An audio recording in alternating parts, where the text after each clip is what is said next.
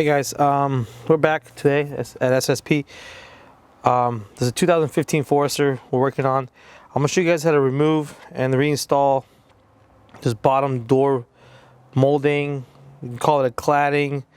How to remove and reinstall a cladding, or how to remove and install, replace a door molding. I don't know, call it a bunch of things. It's held on by a bunch of clips. And show you guys a very easy way of removing the clips. It has a little bit of double tape. I pulled them off, removed them, and then reinstalled it without replacing the double tape. It works perfectly fine. If you open the door right here, if you grab your hand right here and just pull upwards like this, see how it just popped?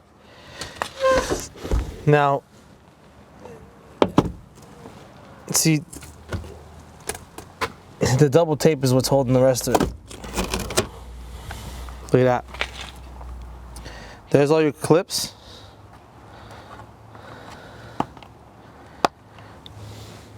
And a little bit of double tape. It really doesn't bother if someone, kicked it off, or you gashed it, or you want to put the 16 model Tourings have the chrome. You want to remove this and reinstall a new one. Very simple. Going back on is just as easy. Literally, you just line these clips with these holes, like so, and then just push it. That's it.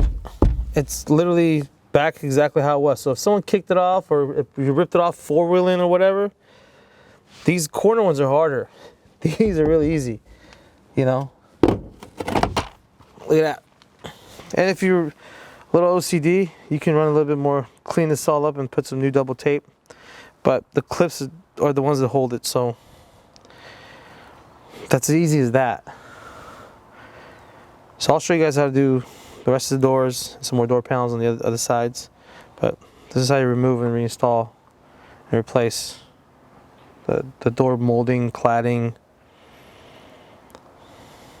and they are for sale.